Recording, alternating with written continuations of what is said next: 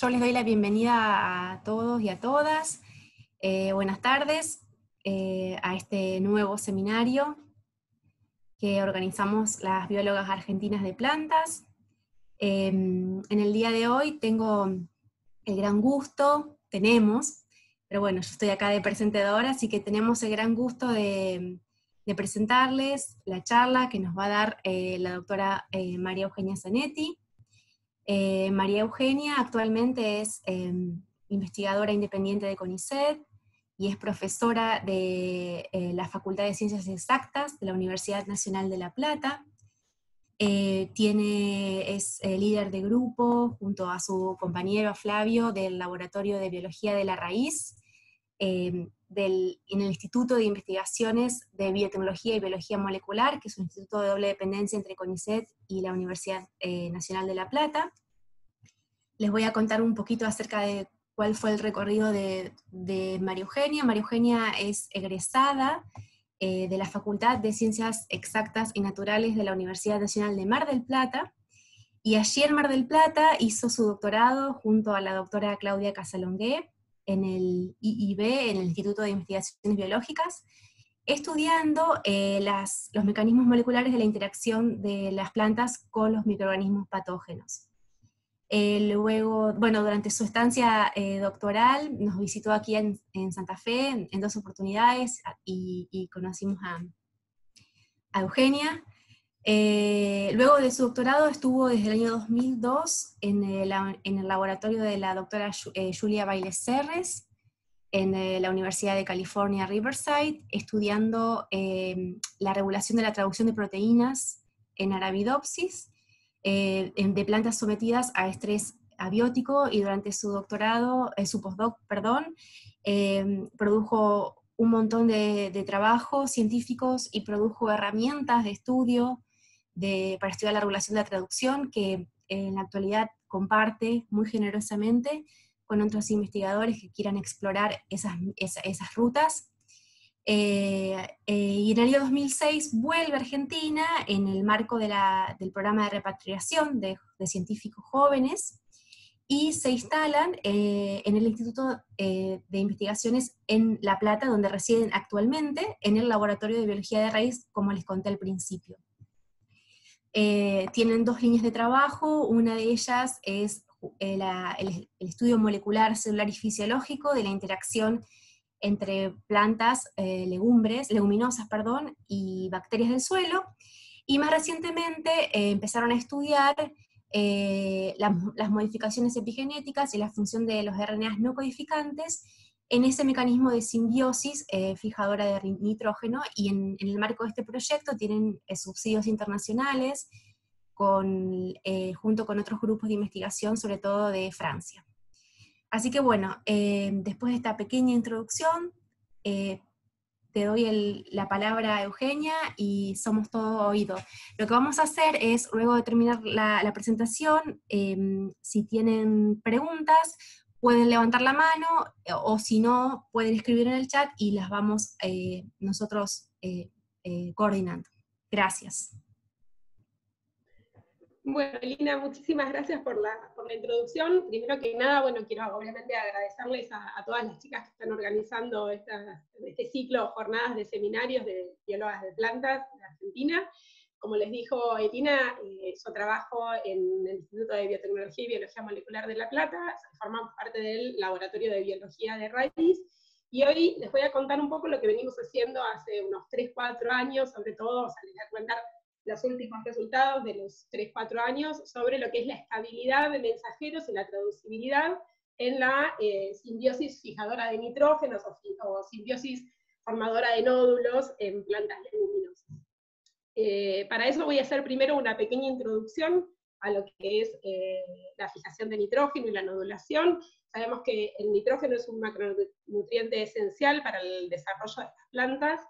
¿Sí? Es un constituyente de aminoácidos, ácidos nucleicos, otras aminas biológicas, y por lo tanto es necesario para el crecimiento de las mismas.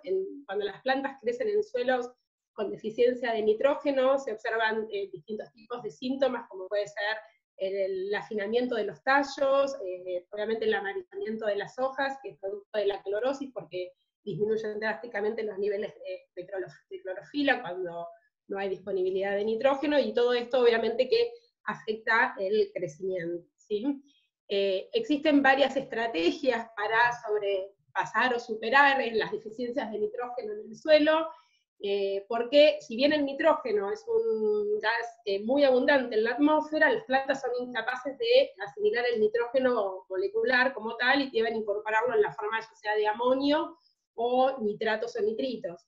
Entonces, algunas estrategias para sobrepasar estas deficiencias de nitrógeno en el suelo incluyen, bueno, la fertilización química, así que se dio como producto del desarrollo del proceso Haber-Bosch, que permite generar amonio a partir de nitrógeno e hidrógeno, pero lo que se hace es fertilizar los suelos con amonio u otros fertilizantes nitrogenados, pero lamentablemente, si bien tiene un impacto importante en lo que es la producción agrícola, tiene bastantes inconvenientes o trae aparejado unos cuantos problemas ambientales, como son la contaminación de las aguas de ya sea lagos, ríos y mares, y también la producción de gases de efecto invernadero que se generan producto de esta fertilización química. También existe un porcentaje de incorporación de nitrógeno en los suelos que viene de la descomposición de materia orgánica, o el nitrógeno molecular puede ser convertido a otros compuestos, ¿sí? de nitrogenados por procesos naturales como los rayos, por ejemplo, pero esto contribuye muy poco en general a la incorporación de nitrógeno en los suelos, y la mayor fuente de incorporación de nitrógeno en los suelos que no venga de la fertilización proviene justamente de un proceso que se denomina fijación biológica de nitrógeno, que es llevado a cabo por un grupo bastante reducido de microorganismos que son capaces justamente de reducir el nitrógeno gaseoso, o el elemento, digamos, el nitrógeno, a amonio gracias a un complejo enzimático que se denomina nitrogenasa. Estos microorganismos o bacterias, que son fijadoras de nitrógeno, pueden hacerlo tanto en vida libre o en su asociación a plantas, ¿sí? Como por ejemplo les voy a mencionar hoy la simbiosis entre leguminosas y rizoma. Desde el punto de vista evolutivo, se cree que la asociación entre bacterias fijadoras de nitrógeno y las plantas surge aproximadamente hace unos 110 millones de años, y surge como un único evento en un ancestro común a 4 órdenes de plantas, ¿sí? Los fabales, los fagales, urbitales y rosales, y que subsecuentemente en cada uno de los linajes que surgieron, de los linajes descendientes que surgieron de este ancestro común, se fue perdiendo en algunas especies. Es por eso que hoy en día tenemos dentro de estos órdenes especies que son capaces de asociarse a bacterias fijadoras de nitrógenos y otras que no. Dentro del grupo de las fabales están justamente las leguminosas, que es las que nosotros estudiamos en el laboratorio. Las leguminosas son la tercera familia de plantas con flores desde el punto de vista de cantidad de número de especies, ¿sí? Tienen casi cercanas a 20.000 especies. Tienen una característica de las leguminosas, es que tienen los frutos en forma, o sea, contenidos dentro de vainas, y como les decía, si bien es la tercera familia en cuanto a número de especies, es la segunda familia más importante desde el punto de vista agronómico, después de los cereales, ¿sí? Usadas tanto como forrajeras o para consumo humano o animal, ¿sí? Esta familia de plantas incluyen especies muy importantes desde el punto de vista agronómico, como son la soja, el poroto, garbanzos, maní y arvejas, ¿sí? Las leguminosas son capaces de asociarse a bacterias del suelo denominadas rizobios y establecer una simbiosis. Y como resultado de esta simbiosis se forma un nódulo, que es un órgano postembrionario en las raíces de las leguminosas, que está especializado en la fijación de nitrógeno. Acá lo que ven es una raíz de una planta leguminosa, los nódulos que se forman, ¿sí? Y dentro de estos nódulos justamente se alojan las bacterias, que vemos acá dentro de unas organelas denominadas simbiosomas. Cada uno de estos son bacterias que han diferenciado bacteroides, las bacteroides son bacterias especializadas en fijación de nitrógeno, están contenidas en forma intracelular, por eso se dice que es una endosimbiosis, y quedan envueltas en una membrana, ligada de la membrana plasmática de la planta, formando estructuras que se denominan simbiosomas. Es ahí, dentro de estos simbiosomas, que los bacteroides convierten el nitrógeno a amonio, para beneficio de la planta. Ese amonio va a ser incorporado, obviamente, en aminoácidos, y ser utilizado, incorporado en el metabolismo de la planta, y, digamos, la planta retribuye a la bacteria con una fuente de fotosintasa. Eso se dice que es una simbiosis mutualista. La interacción se inicia en la rizósfera, en donde cuando las plantas sensan que hay una baja disponibilidad de nitrógeno, liberan flavonoides e isoflavonoides. Estos flavonoides son percibidos por los rizobios, y en respuesta a los flavonoides se activan varios genes que se denominan genes de nodulación en el rizobio, que van a dar lugar a la síntesis de una molécula que es clave para la nodulación. Es una molécula de naturaleza lipoquito-oligosacárida, denominada factor de nodulación, y es clave para que se establezca la simbiosis, y además para, digamos, es lo que da especificidad al rango de hospedador, es decir, al rango de plantas o de especies de plantas que puedan ser noduladas por una especie de rizoma. Luego, este factor de nodulación es una molécula móvil, ¿sí?, que puede ser, perdón, para atrás en vez de para adelante. Ahí está. Es una molécula móvil y puede desencadenar dos programas morfogenéticos en la planta. Por un lado está la infección rizobiana y por otro lado la organogénesis del nódulo. Si bien son dos programas independientes y que pueden ser separados desde el punto de vista genético, tienen que estar muy coordinados para que se formen nódulos funcionales en la fijación biológica de nitrógeno. La infección rizobiana en muchas leguminosas, no en todas, pero en muchas leguminosas ocurre a través de un mecanismo muy sofisticado que se inicia con la adhesión de la bacteria al pelo radical. En respuesta a la bacteria o al factor NOD, ese pelo radical que está creciendo detiene su crecimiento, ¿sí?, y cambia su eje de crecimiento formando como una especie de rulo, ¿sí?, que atrapa a la bacteria. Dentro de ese rulo la bacteria se multiplica formando un bolsillo de infección o un foco de infección, y a partir de ahí el hilo de infección comienza a invaginarse formando una estructura tubular que se denomina hilo de infección, es lo que pueden ver acá, y dentro de ese hilo de infección la bacteria se multiplica y progresa hasta alcanzar primero las células, la base del velo radical, la célula epidérmica, o la base de la célula epidérmica, y luego se va ramificando hasta alcanzar las células corticales, que a su vez han activado su división, ¿sí? Cuando estos hilos de infección que se ramifican y alcanzan las células corticales, cuando la punta del hilo de infección alcanza estas células, las bacterias son liberadas, no es decir, en el citoplasma, sino que quedan envueltas en esas estructuras tipo organelas que se denominan simbiosomas, en donde la membrana del simbiosoma deriva de la membrana plasmática de la planta.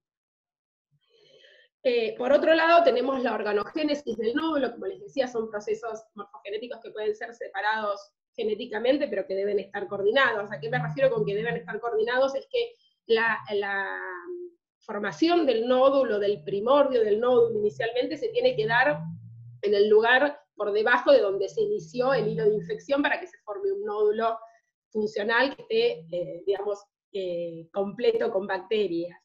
Existen, dependiendo del tipo de leguminosa, existen dos tipos de nódulos que difieren sutilmente en su organogénesis, o el programa que va a dar lugar a la formación del nódulo. Por un lado tenemos los nódulos determinados, que son los que están presentes en leguminosas tropicales, como la soja, el poroto, o una de las leguminosas que se utiliza como modelo, que es Lotus japonicus.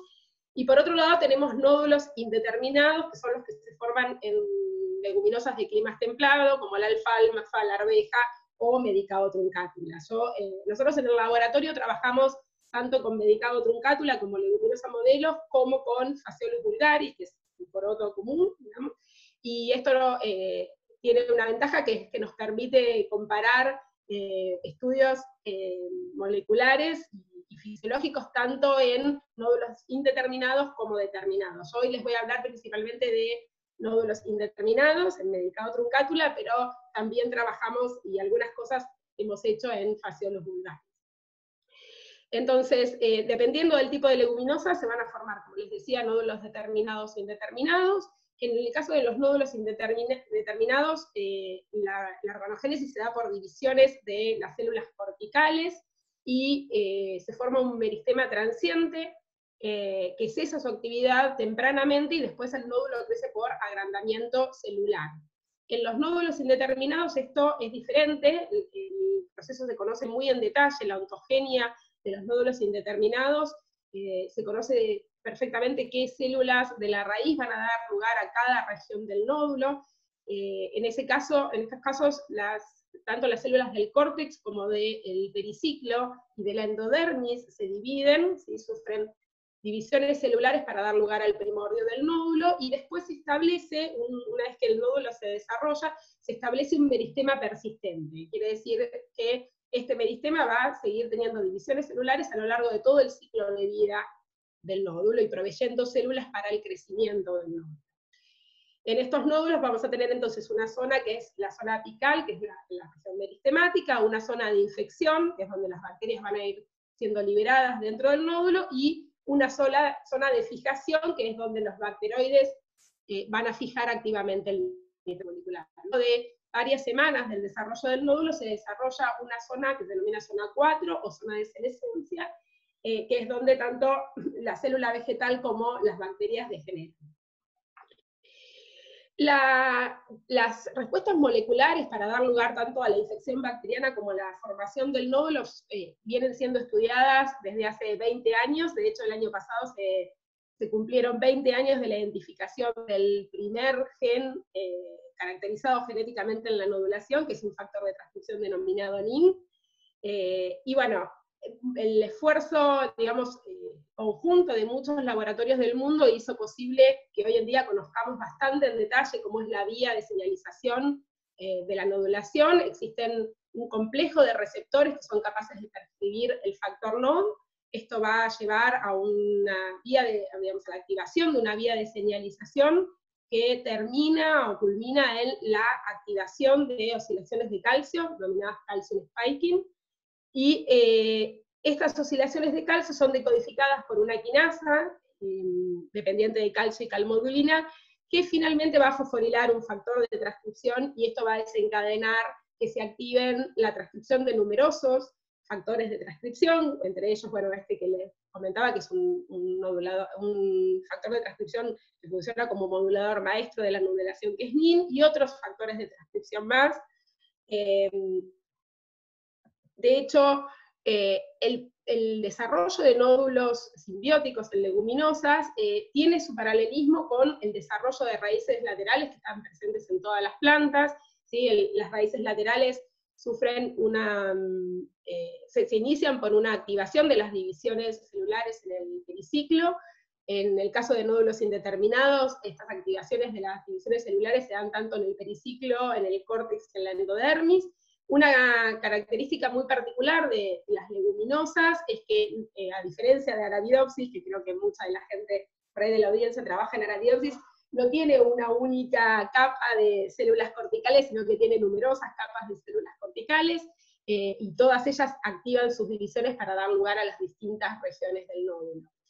Desde hace varios años que se vienen estudiando, y existían evidencias de que existían elementos comunes en el desarrollo de raíces laterales y de nódulos, y justamente el año pasado salieron un par de trabajos muy lindos, uno que fue publicado en la revista Science de un grupo japonés, y otro que es del laboratorio de Giles Oldroyd en Inglaterra, que salió publicado en Current Biology, en donde muestran que un factor de transcripción denominado ASL18 o LBD16, también que se conocía desde hace tiempo, que estaba involucrado en el desarrollo de raíces laterales, fue cooptado por la maquinaria de la nodulación para ser utilizado en la formación de los primordios nodulares.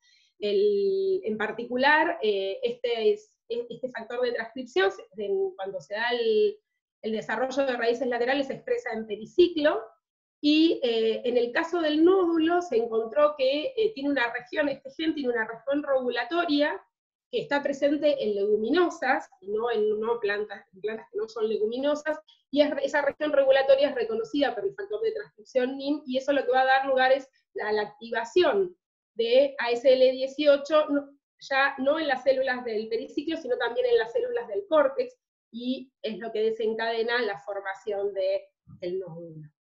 Así que existen, digamos, evidencias bastante fuertes de que las leguminosas podrían haber optado el mecanismo de desarrollo de raíces laterales para contribuir a la organogénesis del nódulo.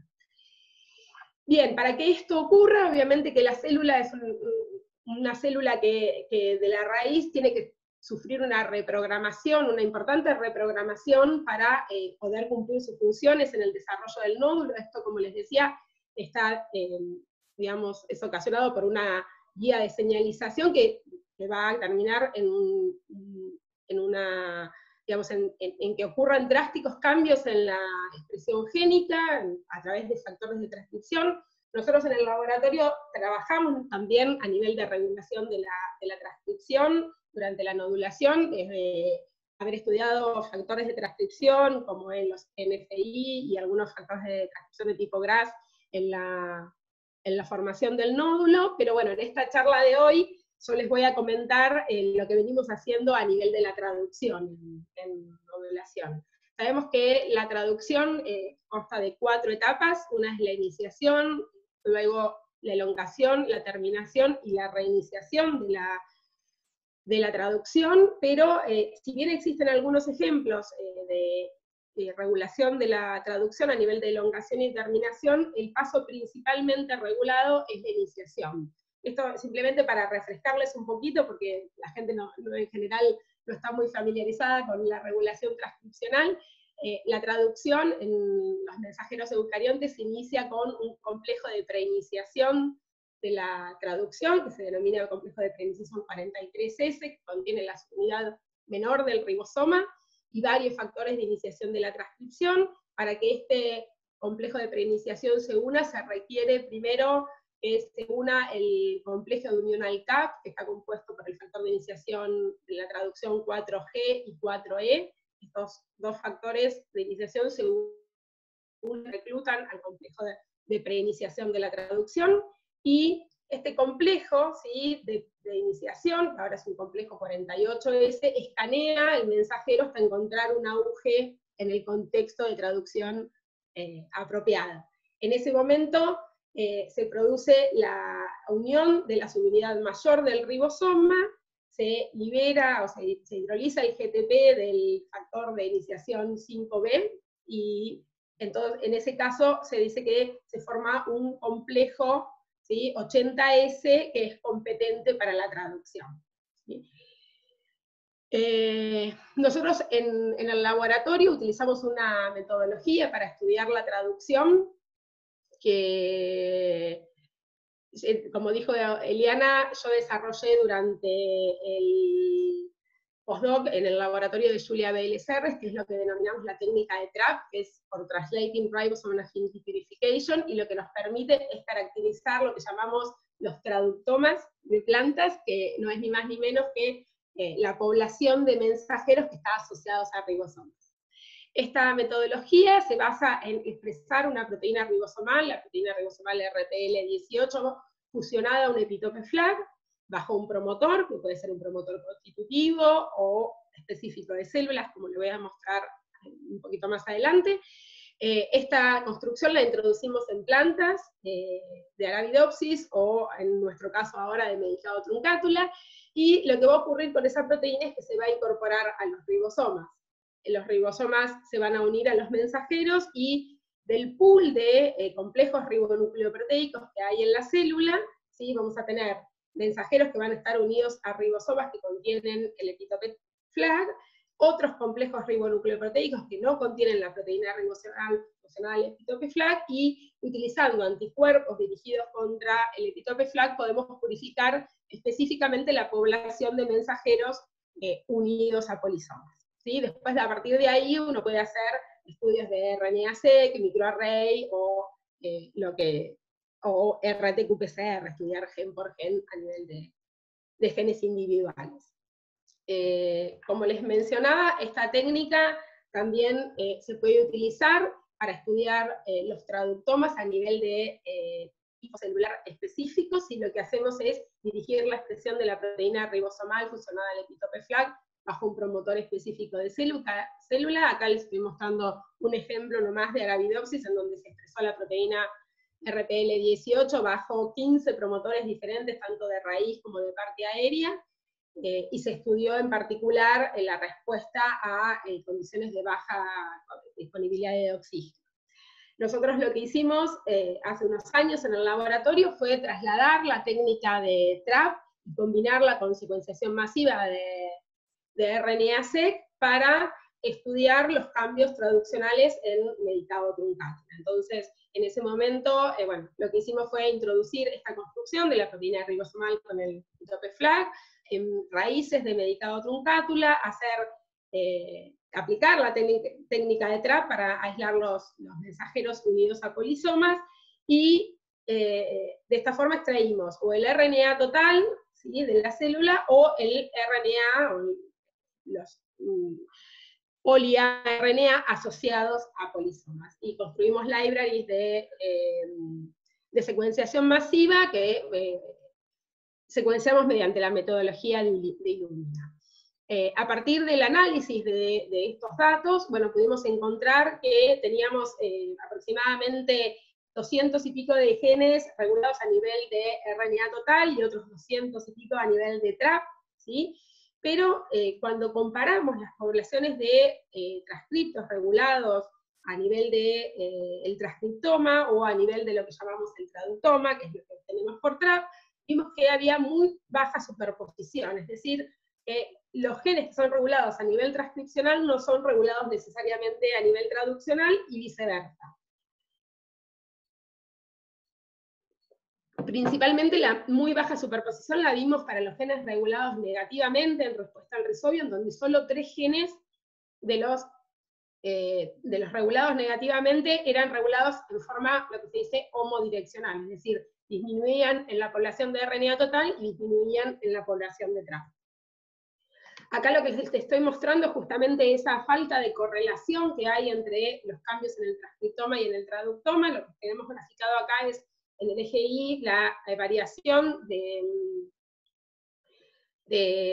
la abundancia en los traductomas versus el eje X, la variación en el RNA total o el transcriptoma, y aquellos puntos que están sobre la línea, ¿sí?, sobre esta línea diagonal, son aquellos que son regulados homodireccionalmente, es decir, que aumentan o disminuyen tanto a nivel de transcriptoma como de traductoma, pero encontramos muchísimos genes que no seguían esta correlación, homodireccionalidad. Entre los que sí seguían la homodireccionalidad estaban justamente todos aquellos genes que son conocidos por cumplir una función en la simbiosis, que son esenciales para la simbiosis, como varios de los factores de transcripción que ya les mencioné, NIN, NFIA, ¿sí?, y algunas otras nodulinas centrales. También esto lo podemos ver cuando hacemos un heatmap, en donde graficamos el cambio, el logaritmo en base 2 del cambio en el transcriptoma versus el cambio en el traductoma. Si acá lo que tenemos es, cada una de estas líneas corresponde a un mRNA, y lo que podemos ver es que hay genes que son regulados homodireccionalmente, como estos que les mencioné, que tienen que ver con la nodulación principalmente, pero hay otros, sí, en rojo se ve lo que es regulado positivamente, y en azul lo que es regulado negativamente. Como pueden ver, también encontramos muchos genes que, por ejemplo, son regulados negativamente a nivel de la transcripción, pero aumenta su asociación a la maquinaria traduccional, ¿sí? Entre ellos principalmente están varias familias de factores de transcripción. Después lo que quisimos ver es si esta respuesta traduccional era diferente en los distintos tipos celulares. Entonces lo que hicimos fue reemplazar un promotor constitutivo, que se expresa prácticamente en todos los tejidos, por un promotor que se expresa en epidermis, como es expansina 7, o un promotor que se expresa en cortes, como es PCO2. Acá pueden ver la expresión que se da de expansina 7 en las células epidérmicas y las que desarrollan pelos radicales, y PCO2 que se expresa en córtex, con una expresión más intensa en la zona meristemática de la raíz, pero también en la zona de elongación y diferenciación. Y lo que analizamos fue la expresión de distintos genes de la vía de elongación, encontrando que efectivamente hay genes, como por ejemplo los factores de transcripción NFIA y RN1, que se aumentan su expresión en las células epidérmicas, ¿sí? En respuesta al rizobio. Esto no era algo que, digamos, íbamos a esperar, porque son genes que son requeridos para la infección bacteriana que ocurre justamente a través de la epidermis, mientras que otros genes como este, que es una ubiquitin ligasa, se induce específicamente en el córtex. O sea que hay realmente una respuesta específica de célula a nivel traduccional en las raíces de leguminosas. Como conclusiones parciales de lo que les estoy comentando, podemos decir que la traducción de los mRNAs es regulada selectivamente en etapas tempranas de la simbiosis, que hay una muy pobre correlación entre los cambios a nivel transcripcional y traduccional en respuesta al rizobio, y que la traducción de mRNAs es influenciada fuertemente por el contexto de tipo celular específico. Ahora voy a pasar a contarles la segunda parte de la charla, que justamente tiene que ver con la función de los RNAs no codificantes. Cuando nosotros nos enfrentamos a los datos que encontramos de genes diferenciales, encontrábamos que de todos los 200 y pico de genes diferenciales regulados a nivel traduccional, 152 codificaban proteínas, y otros 65 eran genes no anotados hasta el momento. Bueno, en ese momento, y gracias a que también tenemos una colaboración con el laboratorio de Martín Crespi, yo le pregunté cómo definían a los RNAs no codificantes, y me dice, y principalmente que no estén anotados y algunas otras cositas más. Entonces nos preguntamos si estos 65 genes que teníamos regulados a nivel traduccional podrían ser o no RNAs no codificantes. A mí en ese momento me llamó mucho la atención, decir, bueno, ¿por qué tendríamos RNAs no codificantes asociados a la maquinaria traduccional? Pero que les voy a contar un poquito cómo se definen los RNAs no codificantes. En general se definen como RNAs que tienen bajo o nulo potencial codificante, un tamaño mayor a 200 nucleótidos, para distinguirlos de los pequeños RNAs no codificantes. Hay distintas recomendaciones, pero una de ellas dice que no tengan un marco abierto de lectura de más de 100 aminoácidos. Hay otras recomendaciones que son más estrictas y dicen no más de 50 o 60 aminoácidos. En general tienen muy bajos niveles de expresión. Los niveles de expresión de los non-coding RNAs están intermedios entre los niveles de precursores de microRNAs y los niveles de mensajeros, y tienen sobre todo muy baja conservación a nivel de nucleótido entre especies. Y por otro lado son expresados a nivel, o sea, de tipo celular específico o condición específica, es decir, no se expresan en todas las condiciones, con lo cual cada vez que uno hace un RNA-seq puede identificar nuevos RNAs no codificantes. Se clasifican habitualmente en 4 grupos: los intergénicos, que son aquellos que están separados, cuya unidad transcripcional, que ven acá en azul, está separada a más de un kb de otros genes codificantes. Intrónicos, cuando ese RNA no codificante es transcripto a partir de un intrón de un gen codificante. Después tenemos los que se denominan natural antisense, que son RNAs que se transcriben en la orientación opuesta a un gen codificante, ¿sí? Pueden tener distintos tipos de superposiciones, y los que se conocen como asociados a promotores o enhancers, que se transcriben, digamos, a partir de un promotor y de un enhancer. Estos son principalmente los RNAs no codificantes que regulan la transcripción, ¿sí? Como les decía, Además de regular la transcripción, los RNAs no codificantes tienen varias funciones a nivel post-transcripcional, entre ellas secuestrar proteínas, ya sea en el núcleo o en el citoplasma, regular la traducción, ser precursores de pequeños RNAs de interferencias o secuestrar microRNAs. Como les decía, nosotros nos llamó la atención encontrar en RNAs no codificantes asociados a la maquinaria traduccional, pero cuando buscamos un poco en bibliografía encontramos algunos ejemplos, ¿sí? Principalmente dos casos de animales, en donde, por ejemplo, el non-coding RNA se denomina link RNA P21, regula la traducción de beta-catetina y YUM-B, lo hace a partir de aparearse por complementariedad de bases y en dos regiones, lo que produce es que una separación de estos transcriptos de los polisomas, es decir, actúa como un represor traduccional.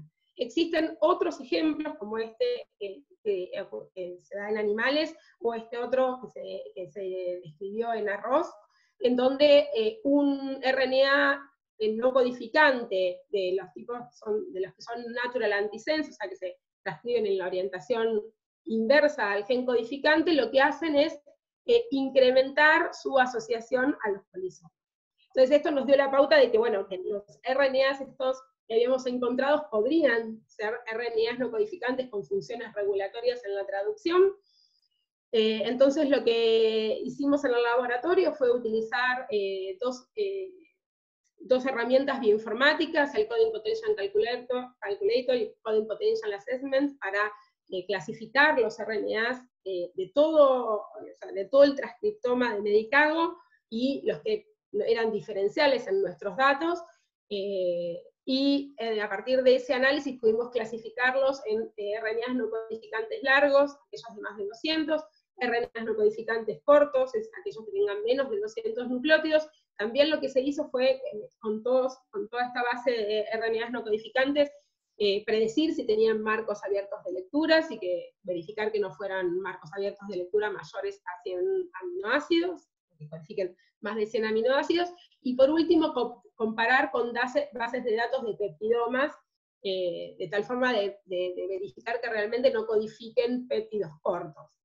A partir de eso, bueno, los clasificamos y lo que encontramos fue que, por ejemplo, en el transcriptoma de Medicago, aproximadamente un 1,5% de los transcriptos expresados corresponden a los non-coding RNAs. Sin embargo, en nuestros datos de traductoma encontrábamos que aproximadamente el 15 o 14% para los regulados negativamente y 15% para los regulados positivamente correspondían a RNAs no codificantes largos. Es decir, que nuestras muestras de TRAP están enriquecidas en RNAs no codificantes largos respecto de lo que es el transcriptoma completo de la raíz.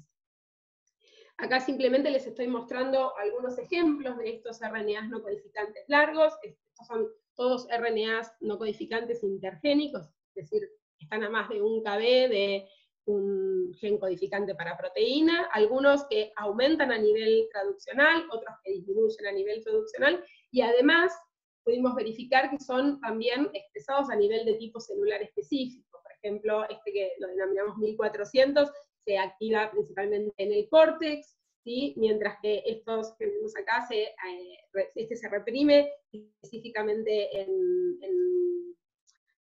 en córtex, este se reprime tanto en córtex como en epidermis, y este último se reprime específicamente en córtex. Yo les voy a contar un poquito la historia de dos RNAs no codificantes largos que encontramos en nuestros datos. Uno de ellos es el transcripto TAS3.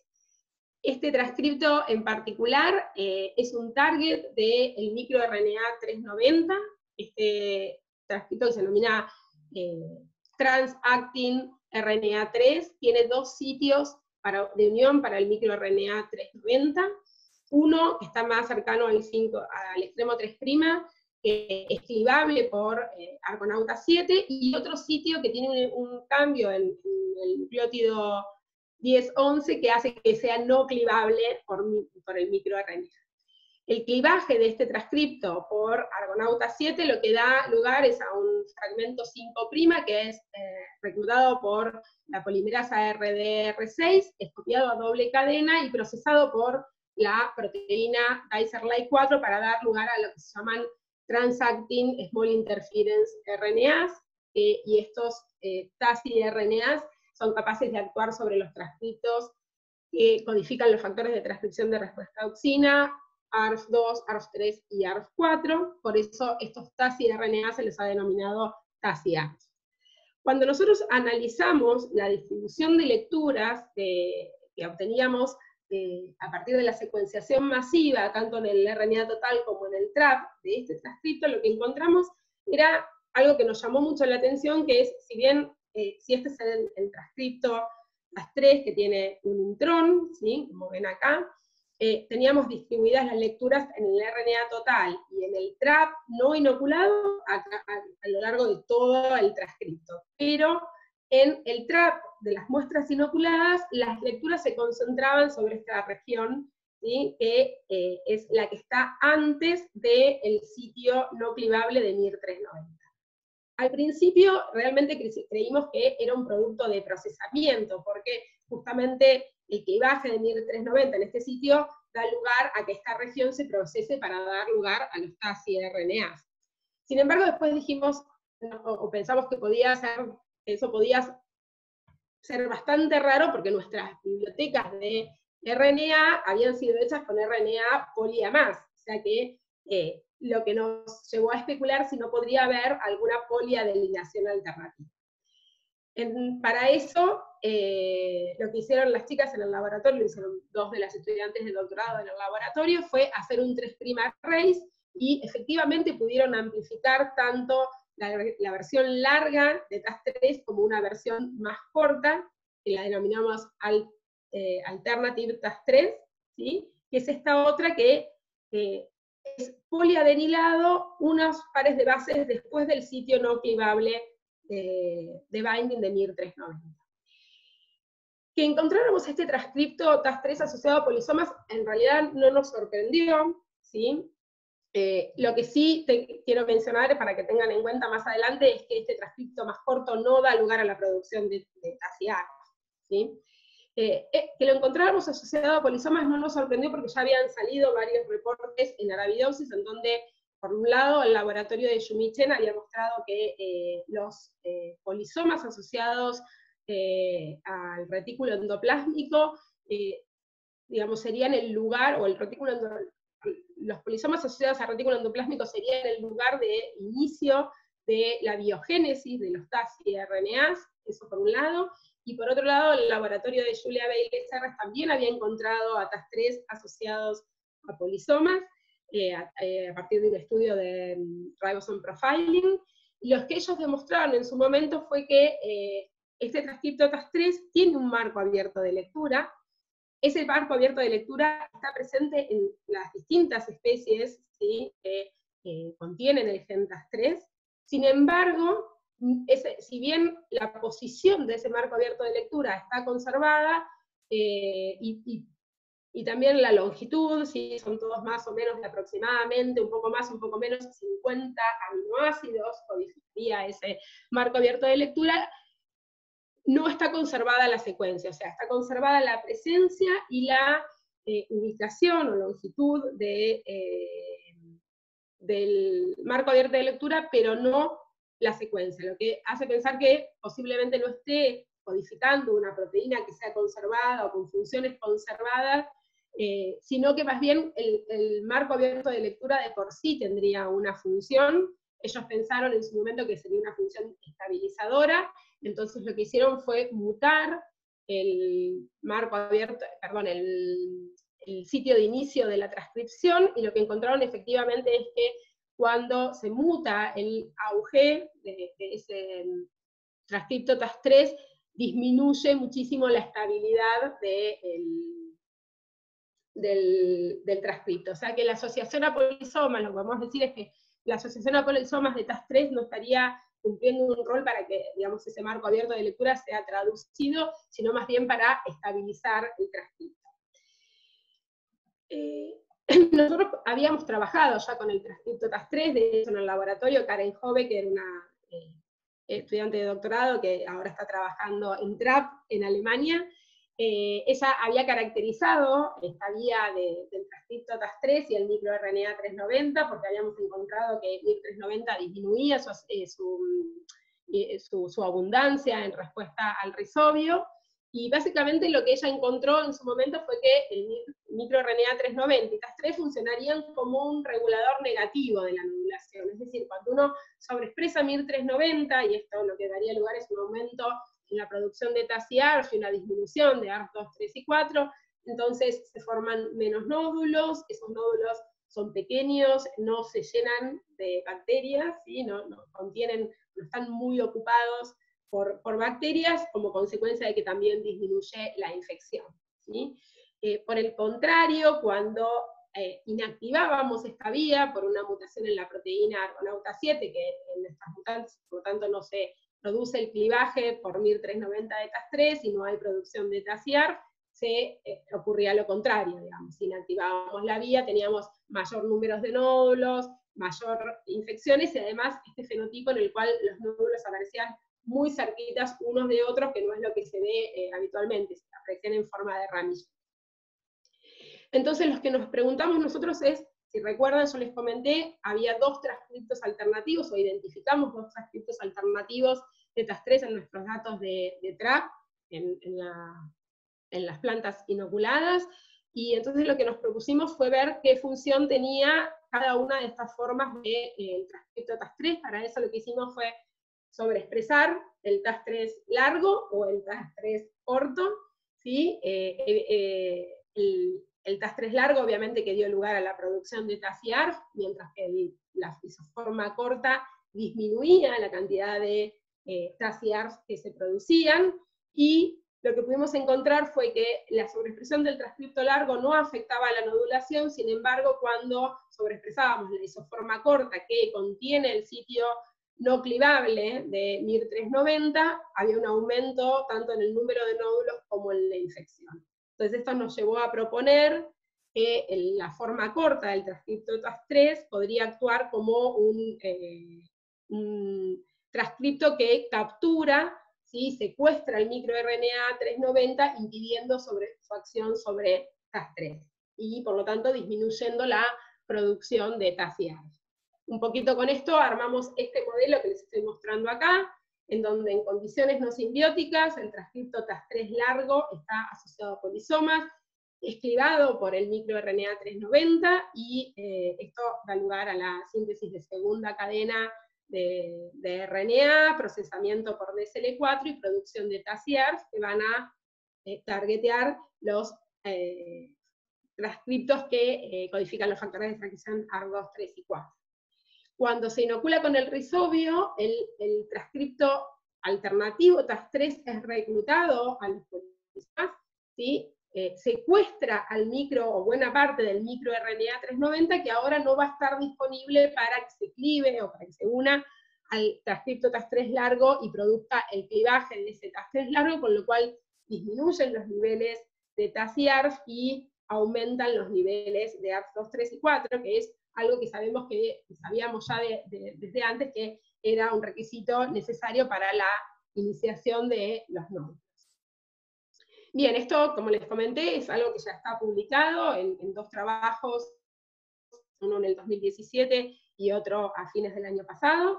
Y ahora voy a pasar a contarles otra historia, que esta no la tenemos totalmente cerrada, esta tenemos más preguntas que respuestas todavía, y se trata de otro RNA no codificante largo. Ustedes, por ahí si están familiarizados, los RNAs no codificantes largos se suelen nombrar con nombres de la mitología griega. A este lo bautizamos con mi nombre preferido de la mitología griega, que es Poseidón, y el nombre tiene que ver con viene de Polysome Associated Symbiotically Expressed Intergenic Down-Regulated Long Non-Coding RNA. Este RNA no codificante, cuando nosotros lo analizamos, vimos que no cambiaba a nivel del transcriptoma total, pero sí disminuía su asociación a la maquinaria traduccional. Específicamente se reprimía en las células corticales, ¿sí? Y cuando exploramos un poquito más en detalle, esto es como lo mismo que las lecturas mapeadas al genoma, pero miradas un poquito más de cerca, digamos, y poniendo más foco en distintas regiones del transcrito, encontramos una distribución de lecturas bastante rara, también algo también reminiscente a lo que veíamos con TAS3, o sea, tanto en el total como en las de TRAP no inoculadas veíamos lecturas a lo largo del transcripto, mientras que en las de TRAP veíamos que las lecturas se concentraban más sobre esta región. Entonces, lo que hicimos fue, por un lado, hacer un 3' race. En ese 3' race encontramos solamente una banda de 450 pares de bases, que es, digamos, la región que corresponde a donde las lecturas son más abundantes, pero por RT-PCR semi-cuantitativa también pudimos amplificar una isoforma más larga de 1115 pares de bases. Entonces, lo que hicimos para empezar a estudiar un poquito cuál podría ser la función de este RNA no codificante fue hacer RNA de interferencia. Primero se hizo un RNA de interferencia que tiene como target, digamos, solamente la isoforma más larga, la de 1115 pares de bases. Cuando se hizo RNA de interferencia sobre esta región, vimos que afectaba el número de nódulos, efectivamente disminuía el número de nódulos comparado con plantas control. Sin embargo, cuando decidimos hacer un segundo RNA no codificante para tener, digamos, una aproximación alternativa, de esto, ese segundo RNA no codificante se diseñó sobre una región que es común a el fragmento largo como el fragmento corto, lo denominamos PSD-RNAi2, y el silenciamiento utilizando este RNAi produjo el efecto contrario, es decir, aumentaba el número de nódulos, y no solamente el número de nódulos, sino que veíamos también esta alteración en la distribución de los nódulos que aparecían en forma de clústeres.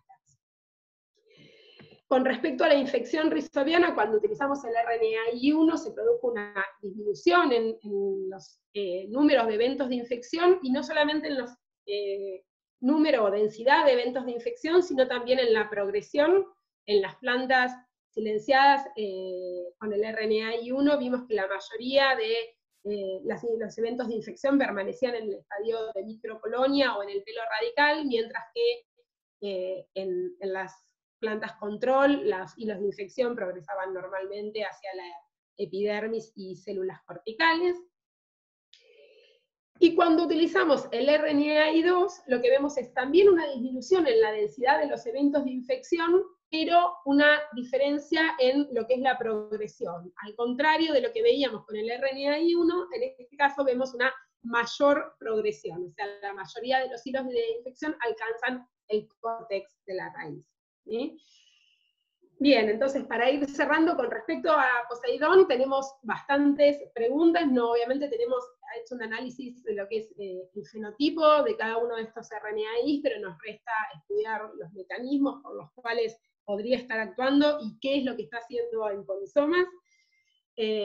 Como conclusiones generales de la charla les puedo resumir que el control tanto transcripcional como traduccional de mRNAs y long non-coding RNAs están muy pobremente correlacionados en capas de la simbiosis. Esto no es algo que nos sorprendiera, también se vio en interacciones entre plantas y microorganismos patógenos.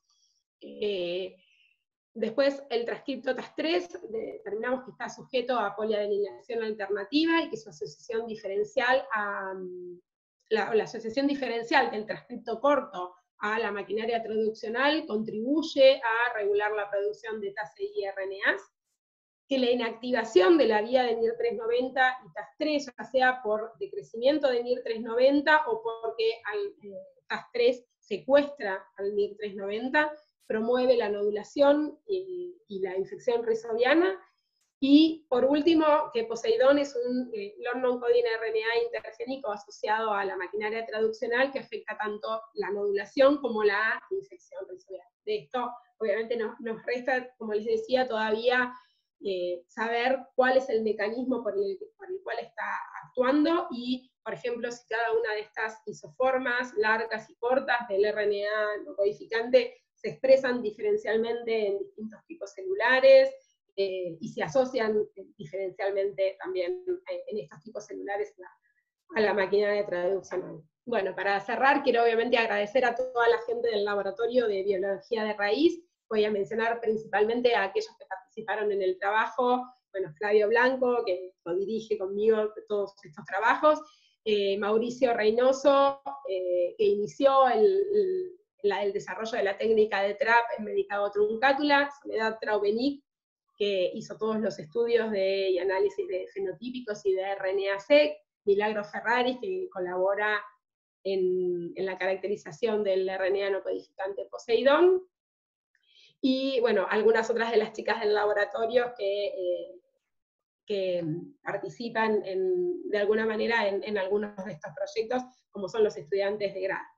Y también a los colaboradores, Julia Vélez Serres de la Universidad de Riverside, California Riverside, Martín Crespi de Francia, Andreas Nivel de Toulouse, Francia, y Federico Ariel del IAL de Santa Fe. Con Martín, Andreas y Federico tenemos un proyecto de colaboración internacional, se denomina LIA, del Laboratorio de Laboratorios Internacionales Asociados, que justamente apunta a caracterizar la función de los RNAs no codificantes en el contexto de la simbiosis, y por lo tanto los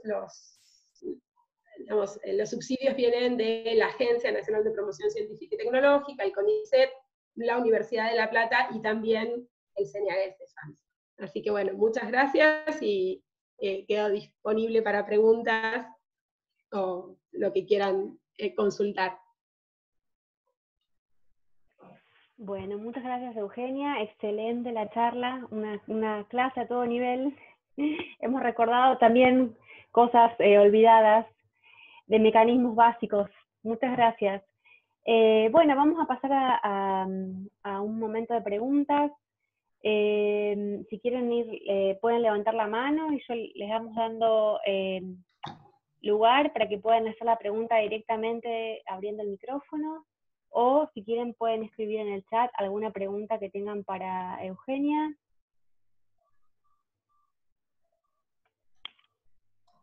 Excelente, dicen. Yo tengo una para arrancar, así Dale. Vamos rompiendo el hielo. Si mal no escuché, cuando vos hablabas sobre estos RNAs largos, decías que hay una conservación muy baja entre especies. Y entonces la pregunta que me surge es, este mecanismo que ustedes describen para el TAS-ARF, que regula todos los genes ARF, sí. Por ejemplo, si quisiéramos probar lo que sucedería en soja, en plantas de soja, para justamente tratar de mejorar el crecimiento y todo lo que es la nodulación en soja, ¿eso podría estar conservado? ¿Han mirado algo de eso? Sí, TAS3 justamente está conservado, porque la vía TAS3 y del microRNA está muy conservada en planta, incluso desde biófritas, bueno, hasta angiospermas, o sea, justamente TAS3 quizás no es el mejor ejemplo de un RNA no codificante poco conservado. O sea, en TAS3 lo que está muy conservado son los sitios y la ubicación de los sitios target para MIR390. Hay algunas variaciones en que algunas plantas tienen los dos sitios, algunas otras plantas tienen un solo sitio de unión a MIR390, pero sí, de hecho, TAS3 está presente en soja, se puede trasladar sí, tranquilamente, y se conoce de hecho la vía de TAS3 y MIR390 en soja. No se han hecho estudios a nivel de lo que es la nodulación, o sea, nosotros, eso me olvidé de comentarlo, pero nosotros hicimos este estudio en medicado truncátula, pero tenemos datos de otra estudiante de doctorado que ya se doctoró, digamos, se fue del laboratorio y que justo acabamos de enviar a publicar sobre el MIR390, no en soja, pero sí en poroto, que forma nódulos de tipo determinado, y efectivamente encontramos lo mismo. Cuando sobreexpresamos MIR390 en poroto también tenemos una reducción de la nodulación, o sea, efectivamente es un regulador negativo de la nodulación, tanto en nódulos indeterminados como determinados. En soja no hemos probado, obviamente siempre se puede probar, pero sí en poroto, que es otra de las especies agronómicamente importantes. Bien, perfecto. Bueno, acá tengo, vamos a una pregunta de Pablo, que ahí levantó la mano, justo lo estoy viendo, y después hay algunas ahí escritas en el chat. Así que Pablo. Hola Euge, gracias por la charla, buenísima como siempre. Pero voy a bajar la manita. Tengo 3 preguntas, pero si me quieren echar antes, me pueden echar antes, no hay problema. La primera, tanto en Poseidón como en el TAS 3, sobre todo en el TAS 3, me genera una duda. Por el mismo principio del trap, ¿cómo sabés vos de que en realidad existen esas 2 especies, la especie más corta, y que no tenés una traba de los ribosomas? A ver, por ejemplo, en el TAS 3, si hago 7 con el micro 390, se pegan en su sitio, que no es Sí, catalíticamente activo, te van a trabar los ribosomas, sí, lo cual es poco probable sí. que encuentres RITs del final, ¿no? Claro, es que justamente esa es la idea, la idea, digamos, o las hipótesis que maneja creo que tanto Julia como yo, es que ese marco abierto de lectura en TAS3 está justamente para que los ribosomas se unan y quedan de alguna forma detenidos porque la unión de MIR390 y AGO7 a ese sitio no clivable estaría bloqueando e impidiendo que los ribosomas se separen del transcripto, o sea, que continúen y se separen del transcripto. De Claro, pero hecho, vos no vas a... el codón de terminación de ese marco abierto de lectura está a unas 7, 8 pares de bases de donde empieza el sitio no clivable de Me acuerdo del 1390. paper de Julia. La pregunta es en realidad porque si se traba ahí, vos nunca vas a encontrar RITs después de ese sitio, con lo cual, ¿cómo sabés de que en realidad es un RNA más corto y en realidad no es que es el largo, el cual no estás detectando RITs posteriores? A ver, Eh, estoy de acuerdo con eso si nosotros hubiéramos hecho RiboSeq, en donde vos ves la posición de los ribosomas, pero no hicimos RiboSeq. Nosotros hicimos TRAP, entonces vos bajás no bajas solo el transcripto, solo la región que está protegida por el ribosoma, bajas el transcripto completo. no haces sharing, no fragmentás el Claro, archivo. no fragmentamos, Ah, exacto, no fragmentamos. De hecho, ok. cuando Karen hizo el RACE, lo clonó y lo mandó a secuenciar, obviamente que la identidad era correcta, era TAS3, y además encontró una pequeña cola de poli-A. O sea, Ok. creemos que realmente tiene una poliadelineación alternativa. En los últimos años salieron varios trabajos que, a partir de todos los datos que se vienen generando de RNA-seq y algunas estrategias que permiten estudiar específicamente las regiones cercanas al 3', que hay muchísima más poliadelineación alternativa de la que se esperaba en plantas. Incluso hace poquito me recuerdo haber leído un trabajo en donde muestran poliadelineación alternativa en regiones 5', por ejemplo. Hay como un mecanismo de regular la abundancia del transcripto completo, digamos, del que codifica la proteína, ¿no? y que da lugar a una proteína funcional. Claro. Che, bueno, y segunda pregunta, respecto a Poseidón, ¿qué saben algo de estructuras, secuencias, cómo puede ya estar funcionando, cómo se Sí, pliega? justo mirá, estuve ayer mirando y explorando un poquito más. Con respecto a secuencia, tiene varios marcos abiertos de lectura, ninguno es mayor a 60, creo que el más largo es de 62, codificaría 62 aminoácidos, no tiene homología absolutamente con ningún péptido que esté depositado en el NSDI, o sea que no sabe, a nivel de secuencia no parece codificar nada que esté ni conservado en distintas especies, ni que esté presente en los datos de peptidoma de medicado.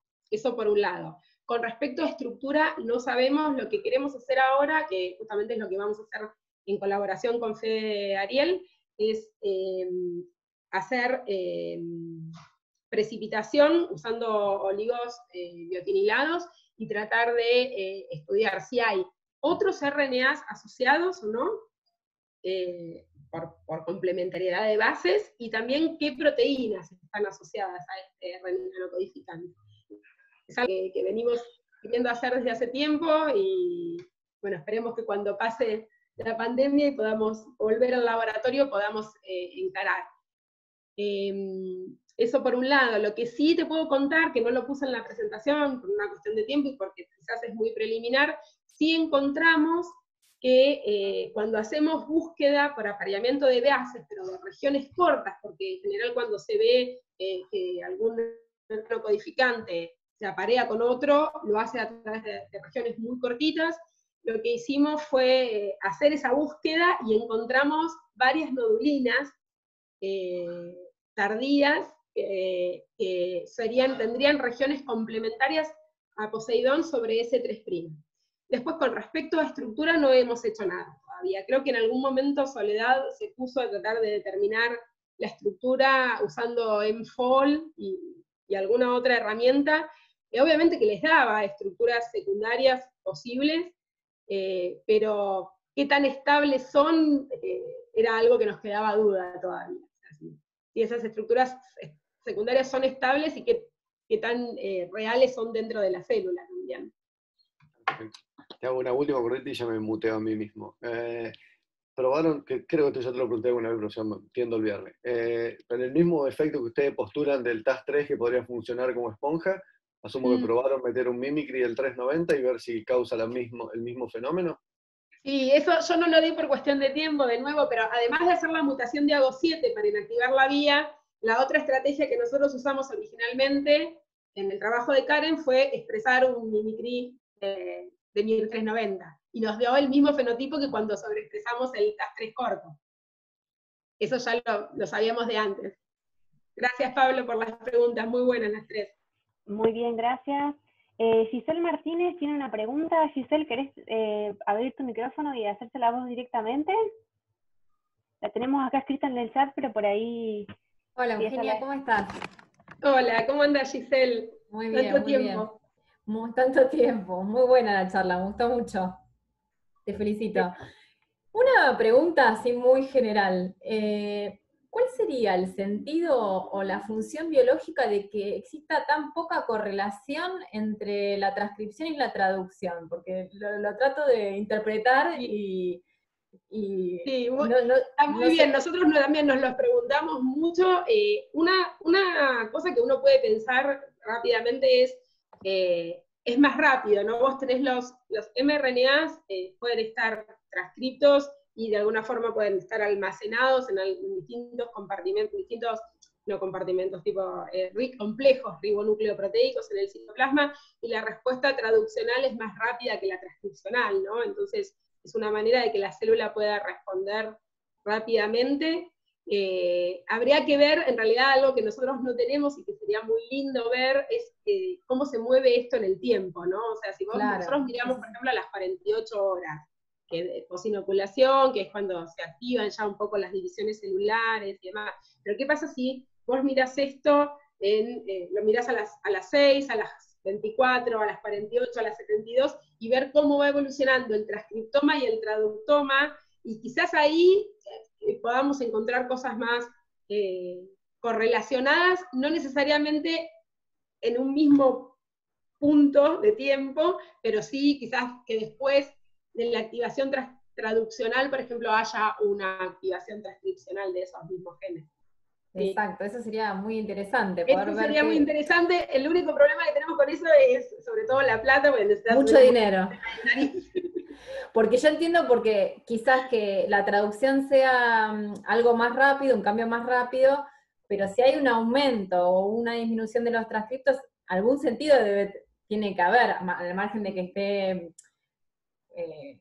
no sé, que esté modificado o haya localizaciones subcelulares que hagan que no se transcriba, pero si hay un aumento del transcripto o una disminución, supongo que algún significado en algún momento de la nodulación debe tener. Eso sería muy interesante, de hecho, a lo largo del tiempo. Una cosa que nos preguntamos, obviamente, es que con estos transcriptos que son regulados a nivel de la traducción, que se asocian o disocian de los polisomas, era dónde van, ¿no? Y bueno, hay dos candidatos fijos para ir a mirar, que son gránulos de estrés o gránulos de almacenamiento. ¿sí? Exacto, sí. Y P-bodies. De hecho, uno de los chicos del laboratorio estuvo tratando de hacer lo que se llama RIP, con proteínas de P-bodies y de gránulos de estrés.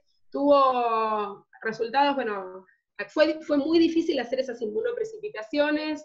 Las proteínas de P-bodies resultan muy difíciles de inmunoprecipitar, porque cuando las expresás, no necesariamente son muy estables, porque sobreexpresar por ahí componentes de P-body te termina metiendo líos en lo que es afectando el desarrollo de la célula, o sea, cuestiones celulares importantes.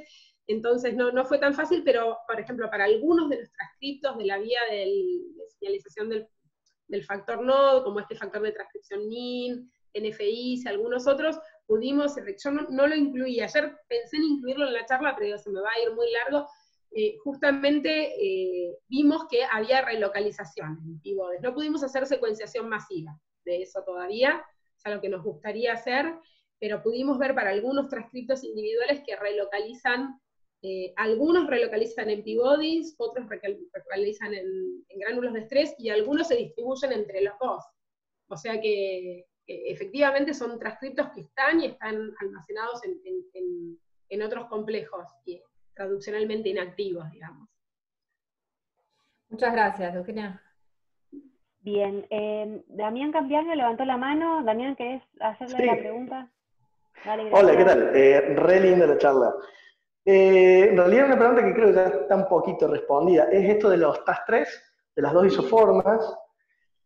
Si sabían qué es lo que podría hacer de que cambie de una isoforma a otra, o sea, en realidad dijiste algo de un sitio alternativo de poliadenilación, podría venir por ahí, pero bueno, esa era una pregunta. Y la otra, quizás más cortita o no lo sé, puede ser de que hayan visto entre el RNA total y los del TRAP una anticorrelación. Ahí en el esquema este que mostraban los log-fold change de cada uno, veía como que había una anticorrelación, ¿puede ser? ¿O me pareció? Sí, hay muchos genes. A ver, primero vamos con lo de TAS3. Sí, creemos que es una poliadenilación alternativa, efectivamente. Si lo que no estamos del todo seguros es si hay un cambio en la abundancia de las isoformas alternativas. Creemos que no, por algunos datos de RT-qPCR, donde analizamos las dos isoformas, la abundancia de las dos isoformas en RNA total. Creemos que el cambio se da a nivel de TRAP, o sea, como que vos tenés las dos isoformas, la diferencia se da en si se une la forma larga o la forma corta a los polisomas. Es donde de alguna forma va a ser estabilizado también, justamente por su asociación a polisomas. Entonces más interesante todavía la pregunta, porque mi pregunta era ¿por qué aparece más una u otra? Entonces la pregunta sería entonces ¿por qué, si saben o si tienen una idea, por qué se estaría asociando más la corta? Eso es raro. ¿Por qué se estaría asociando más la corta? ¿Por qué? La verdad que no te lo puedo responder, no sabemos, porque sí vemos que aumenta la asociación, o sea, que es como que hay un desplazamiento, que en las no inoculadas está la isoforma larga asociada a los polisomas, y muy poco de la corta, y cuando inoculás con el rizobio, eso se invierte, y queda más que nada la isoforma larga. Podemos ver las consecuencias de eso, que es que no haya, o que disminuya la producción de TAS y ARF. Entonces creemos que es un mecanismo que además, porque nosotros habíamos visto que MIR390 disminuía en respuesta a la infección. Obviamente al disminuir MIR390 también disminuye la producción de TAS y ARF. Este sería como un mecanismo, un segundo mecanismo que tendería a disminuir la producción de TAS y ARF. Ahora, ¿por qué está ocurriendo? No, o sea, ¿cuál es el mecanismo por el cual se da ese intercambio entre la isoforma larga y corta? No lo sabemos. Hay proteínas diferentes que reclutan una isoforma o la otra a los polisomas. No, la verdad es que no lo sabemos. También uno podría, estoy pensando ahora, ¿no? Especular con incluso la circularización de los mRNAs, que se da justamente por la interacción entre las proteínas que se unen al CAP y los que se unen a la cola de poli-A. Si hay un cambio de ese tipo, no lo sabemos. Claro. Pero estaría muy bueno estudiarlo. Sí. Bien, y la segunda... ¿De la anticorrelación? ¿Cómo? La segunda pregunta de la correlación. Sí, de hecho vimos mucha correlación inversa, o sea, de genes que disminuyen a nivel de transcripcional, pero aumentan su asociación a polisomas. De hecho vimos muchísimo. Sí. Y nada, así que sea interesante en relación a muchos la factores, interacción, digamos. De los que aumentan a nivel traduccional, vimos mucho factor de transcripción. Estaban muy enriquecidos en las categorías funcionales del factor de transcripción de distintas familias, las TRAS, otros que se llaman JAS, que son regulados por jasmónico, el nombre proviene de factores de transcripción regulados por jasmónico, dentro de las que vimos reguladas negativamente a nivel traduccional, es decir, que no cambiaban demasiado en el transcriptoma o incluso aumentaban en el transcriptoma, pero disminuían en el traductoma. había algunas proteínas de defensa, que tiene sentido de alguna forma porque siempre se dice que para que el rizobio pueda infectar se tienen que suprimir las respuestas de defensa, entonces bueno, puede haber una supresión de las respuestas de defensa a nivel traduccional. Claro. Bueno, muchas gracias, muy lindo. Gracias. Tenemos una pregunta de Débora Rondanini. Débora, ¿querés hacerle directamente la pregunta a Eugenia vos? ¿Tenés el micrófono? Hola, ¿qué tal? Bueno, la pregunta era, ¿qué de todo esto que encontraron, por lo que entendí, el incremento de los transcriptos de ARF 2, 3 y 4, se podrían manipular para mejorar las formulaciones de inoculantes y mejorar la infección, ¿no? Sí, en principio uno puede pensar en algún tipo de manipulación genética que permita que haya una mayor infección. De hecho, hay muchos trabajos que digamos, están trabajando en eso. El tema es que muchas veces no solamente hay que manipular, digamos, vías generales de la nodulación, sino también cosas que tienen, que es otro de los proyectos que tenemos en el laboratorio, que es mejorar la capacidad de las plantas de discriminar entre bacterias que sean más eficientes y menos eficientes, porque vos podés aumentar mucho la susceptibilidad de la planta, pero resulta que en lugar de entrar una bacteria que es eficiente en la fijación de nitrógeno, entra una bacteria que, lo que se llaman cheaters, que se incorpora a la planta. La debilitaste, claro, sí, sí. Pero no le retribuye con nitrógeno, ¿no? Entonces ahí habría que pensar por ahí en distintas estrategias que mejoren realmente la capacidad de la planta de incorporar, de alojar a rizobios que sean eficientes en la fijación de nitrógeno. Ok, gracias. A vos. Acá tengo una pregunta que dejó escrita Pamela Ribone, que obviamente se adhiere a todas las felicitaciones que estamos acá que están escribiendo todos, y quizás esto está conectado con la respuesta que le diste a Damián. Si miraron, si buscaron entre los genes que están regulados traduccionalmente luego de la infección, algún tipo de secuencia o elemento común en esos genes. Sí, mira, justamente esa, tengo una diapositiva, si quieren les puedo mostrar, porque la preparé porque me imaginé que podía surgir esa pregunta, porque ya me la han hecho varias veces, así que sí, muy interesante lo de Pamela. Encontramos un' de secuencias, una secuencia rica en pirimidina y una secuencia rica en, creo que la de pirimidina en el 3' de los transcritos, porque miramos sobre todo regiones 5' y 3' no traducidas. Como te decía, encontramos en el 3' una región rica en pirimidinas y en el 5' una región rica en purinas.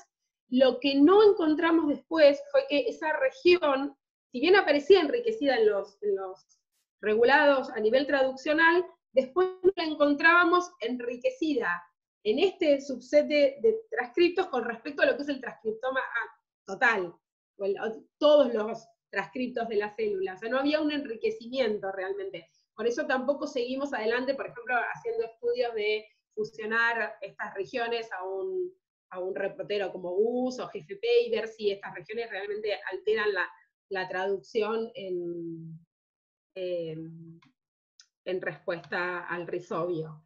Después analizamos también algunas otras características, como pueden ser la longitud de los transcriptos, el porcentaje GC y demás, y lo que encontramos es que en general los transcriptos que tienen 5' menos estructurados son los que están más sujetos a regulación traduccional, tanto positiva como negativa.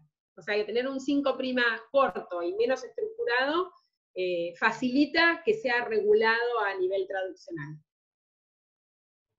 Bien, muchas gracias.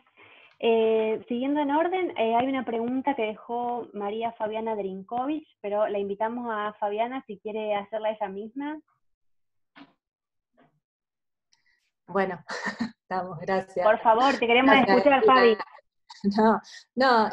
Gracias, bueno, gracias Lina, gracias Eugenia, excelente la charla, la verdad que uno ve lo importante que es estudiar el traductoma, ¿no? Que ya con estudios tuyos de antes también lo habíamos visto. pero me surgió porque algo que dijiste, que se habían sorprendido, vos que estás acostumbrada a hacer estudios transcripcionales y de transcriptoma, de traductoma en paralelo, dijiste que se sorprendieron por la cantidad de RNAs no codificantes asociados a polisomas que habían detectado en este caso en particular. ¿No es común ver tanta cantidad cuando hacen estudios de traductoma? Mira, en otros estudios anteriores, nosotros, bueno, yo por lo menos en los estudios que había hecho en Arabidopsis no lo había mirado en eso porque todavía no se hablaba mucho de los RNAs no codificantes en ese momento. Claro, porque vos hiciste mucho, por eso te pregunto, dijiste que te sorprendiste y sí, a lo mejor es algo nuevo. Después al charlar, o sea, cuando nos sorprendimos cuando estábamos analizando la data, porque decíamos, ¿por qué tenemos este porcentaje de genes que vos mirabas y eran no anotados, regiones que en el genoma no están anotadas, que hoy en día en el genoma nuevo, que hay un genoma nuevo de Medicago, aparecen anotados como RNA, no codificantes ahora, pero bueno, nosotros en ese momento no sabíamos qué eran, nos sorprendimos un poco porque decíamos, traducción, o sea, uno tenía la idea de que a la maquinaria traduccional se asociaban los RNA que iban a dar lugar a proteínas, y nada más. Pero después eso, justamente desde que nosotros hicimos la secuenciación en el 2014, y la empezamos a analizar en el 2015, eso cambió un montón, y sí, de hecho en el laboratorio de Julia encontraron un montón de RNAs no codificantes asociados a la maquinaria traduccional, principalmente los NATs, los Natural Antisense, ¿no? Y también otro laboratorio de Suiza, de Yves Poirot, creo que es el nombre del investigador, ellos también encontraron en Arabidopsis un montón de NATs que están asociados a la maquinaria traduccional, que son regulados, por ejemplo, en respuesta a distintas privaciones de nutrientes, como nitrógeno, fósforo y demás. Así que sí, digamos, hoy en día ya no es tan sorprendente, quizás nos sorprendió a nosotros al principio. No, está, entonces, en su momento cuando vos estudiaste antes el traductoma fue porque en realidad no se sabía de estos, o sea, no... Claro, te parecían como genes no anotados y uno en general los ponía en categoría de otros o de unknowns, ¿viste? Como que no sabías qué eran cuando analizabas los datos. Está, esa fue la duda. ¿Y con proteoma alguna vez se ha comparado cuando se hace estudio transcriptoma, traductoma, proteoma? ¿Se ha podido hacer en alguna situación? Nosotros comparamos con datos de proteómica de dos trabajos, un trabajo de proteómica en sí y un trabajo de péptidos secretados de Medicago, que es lo que hay publicado. Nosotros particularmente nunca hicimos proteoma en Medicago, sí hay trabajos publicados que ya te digo, y comparamos con lo que hay de proteoma y sobre todo de peptidoma, porque muchos de los trabajos de proteoma no contienen péptidos chicos, entonces es complicado a veces hacer la comparación. Bien, bueno, gracias, excelente. Gracias. Bueno, y para terminar, así la liberamos a Eugenia, que la estamos como exprimiendo, tenemos una última pregunta de Omar Borsani, que levantó la mano, así que le damos el espacio. Bueno, Euge, verdad, la charla preciosa como siempre, la verdad que es buenísimo el trabajo que están haciendo. Mi pregunta era más general y más para aprender un poco de esto que estás descubriendo cada día más.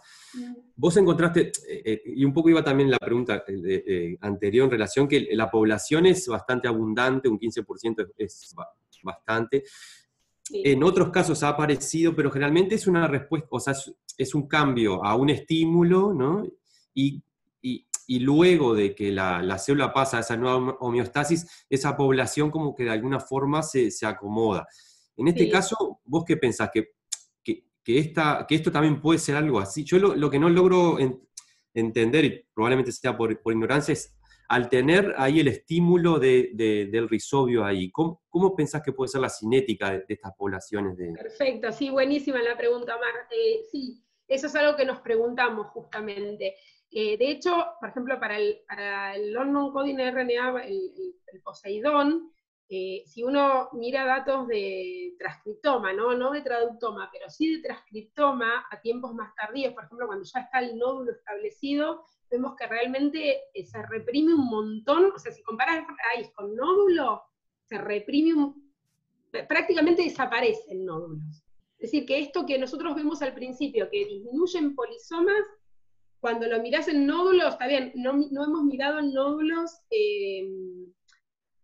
en nódulos de TRAP, ¿no? En el traductoma de nódulos, pero cuando lo mirás en el transcriptoma es como que desaparece, o sea que realmente yo creo que hay una cinética en donde primero vos ves un cambio a nivel traduccional y después a nivel transcripcional, y se ve que realmente es un RNA que tiene que desaparecer de alguna forma de la célula para que se forme el nódulo, y de hecho algo que también encontramos, que es muy bueno, es que los supuestos targets, o que tienen complementariedad de bases, justamente están muy aumentados en nódulos. O sea que tiene que desaparecer, la hipótesis nuestra es que tiene que desaparecer Poseidón para que estos genes de nodulación, ¿sí?, o nodulinas, se mantengan y que obviamente son claves para que se forme el nódulo. Pero es toda una hipótesis, todavía tenemos que testearlo eso, ¿no? Por ahí haciendo TRAP a distintos tiempos, de hecho, hemos hecho, pero yo creo que Poseidón no lo medimos, porque hicimos TRAP para otros genes, hicimos TRAP a 6 y a 10 días, pero yo creo que para Poseidón no recuerdo bien, pero creo que no lo medimos todavía. A ver qué va pasando con ese RNA a distintos tiempos. Pero muy buena la apreciación. Sí, yo creo que cuando se establece, o sea, nosotros estamos viendo esos cambios iniciales, y cuando se establece, como vos decís, la homeostasis de las células de nuevo, cuando ya adquieren su identidad de células del nódulo, hay, digamos, menos cambios a nivel traduccional. Y eso, y ya robo y así aprovecho, así nos dejo. Me interesó mucho lo que planteaste de aquellos rizobios, nosotros en realidad les llamamos como parásitos, ¿no? Aquellos rizobios que son capaces de llegar, nodular, y en realidad al final no terminan fijando. Nosotros en Uruguay, por ejemplo, hay los problemas grandes con los tréboles, unos rizobios que son nativos de los polimorfos de acá, que infectan tréboles blancos. ¿Vos pensás que parte de estos cambios a nivel de estos long non-coding RNA pueden estar involucrados en eso, o en parte de eso? Mirá, sí. ¿O es una hipótesis que ustedes manejan, o porque hay otros que han identificado que pueden estar más relacionados a la funcionalidad y a la... Mira, eso la verdad que estaría buenísimo explorarlo, más que nada en el sistema que tenemos en Phaseolus vulgaris, que es donde tenemos donde estudiamos las cepas más eficientes y menos eficientes, o en la fijación de nitrógeno, que están asociadas a toda la diversidad geográfica de poroto. Respecto a eso, te puedo decir, no a nivel de traductoma, pero sí a nivel de transcriptoma. Cuando se analiza el transcriptoma de Phaseolus, aparecen muchos RNAs no codificantes que cambian en respuesta a cepas que son más eficientes o menos eficientes. No exploramos todavía ninguna la función, creo, de ninguno de esos RNAs no codificantes en profundidad. Sí exploramos, que también es parte del trabajo de Melis, de esta chica que hizo el doctorado, que en el laboratorio, que hay microRNAs que tendrían funciones en ese sentido. Encontramos un microRNA que es nuevo, digamos, porque no está descrita su secuencia en otras especies hasta el momento, que justamente tiene que ver con eso, porque cuando lo sobreexpresas, lo que hace es que se formen nódulos mixtos, ¿sí?, donde entran las dos bacterias, tanto la que es eficiente como la que no es eficiente. Así que ahí creemos que puede haber algo interesante para explorar. Y seguramente debe haber algún non-coding RNA también cumpliendo funciones en esto. Bueno, gracias, Euge. Bueno, acá al costadito estoy leyendo un montón de felicitaciones, muchas gracias, hermoso el trabajo, excelente las técnicas, mucha didáctica, bueno, todo felicitaciones, estamos realmente todos muy contentos de haber escuchado tu charla, hemos aprendido, hemos refrescado conocimientos, y felicitaciones por el excelente nivel del trabajo, de las técnicas las que están usando, y las preguntas que puedan llegar a responder. Así que bueno, Euge, muchísimas gracias.